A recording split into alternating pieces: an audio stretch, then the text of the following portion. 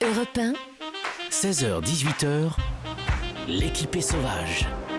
Mathieu Noël. Vous savez que selon une étude d'Oxford, on perd désormais tous 17 minutes chaque soir à choisir devant la plateforme d'accueil de Netflix qu'on va regarder sur l'écran. Heureusement, il y a Eva Rock. Eva, qu'est-ce qu'on regarde ce soir ? C'est assez facile.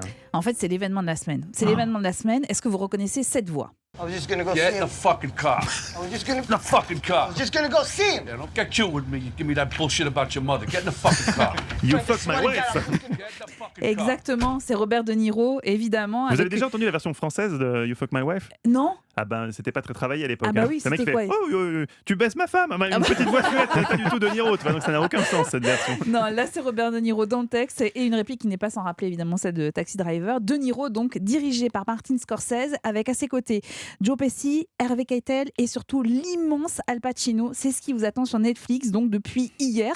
Ça s'appelle The Irishman et c'est pas une série Mathieu, en fait Non, c'est pardon, un je film. me suis complètement trompé. Non, mais c'est pas grave parce que tout le monde a pensé que c'était une série parce que ça dure 3h30. Non, c'est un film inédit en exclusivité pour la plateforme. C'est une pépite, c'est un chef-d'œuvre. Alors, on débute dans une maison de retraite, c'est un plan séquence sur le lieu où on filme aussi les résidents, jusqu'à un fauteuil roulant dans lequel on retrouve De Niro, 82 ans, Ray-Ban, chevalière, montre en or. Face caméra, c'est parti, le récit de sa vie, donc 3h30 pour remonter le temps et surtout découvrir donc le destin de Frank Sheeran, qui l'interprète, d'origine irlandaise, qui des années 50 aux années 2000 va servir les parrains de la mafia entre Philadelphie et New York. C'est une fresque immense et sublimissime. 50 ans auprès de malfrats qui ont existé, parce que c'est tout ça, c'est une histoire vraie.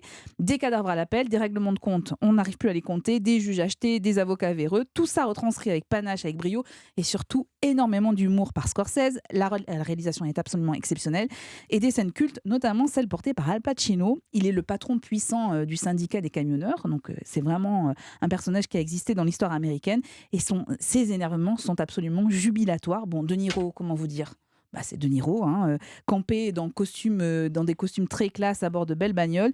Il rajeunit au fur et à mesure des flashbacks. Oui, il paraît qu'il y a une prouesse technique. Et voilà, c'est possible. C'est absolument bluffant. Merci à une nouvelle technologie. Vous allez le voir passer de l'âge d'à peu près 30 ans jusqu'à 82 ans. Mais c'est vraiment extrêmement bien fait. Moi, je n'ai jamais vu ça dans un film. Même dans le film avec Brad Pitt. Non, même. Où il rajeunit. Même. Quand même, quand il a 18 ans, c'est quand même ouais. l'histoire de Benjamin Button. Non, je vous assure, c'est petit joueur à côté de ce que vous allez voir là. Non, mais sincèrement, j'ai pas tout compris sur la mécanique, sur la technologie. J'ai pas tout compris à l'histoire. Non, sur la technologie qu'ils utilisent pour gommer les rides, etc. Parce que c'est un traitement qui est fait après avec, sur les comment images. Il s'appelle j'ai perdu son nom évidemment. On l'a fait récemment Quel avec film Will Smith. Voilà, c'est ça, Will Smith, absolument, avec Will Smith. Donc maintenant, la technologie est maîtrisée. Alors ça coûte très Il très était cher. jeune et vieux, il avait 20 ans et 40 ans dans le film. Ça coûte très cher et c'est pour ça que c'est sur Netflix. Tout ça mêlé à la grande histoire des États-Unis, l'histoire politique des États-Unis, c'est vraiment le film à voir.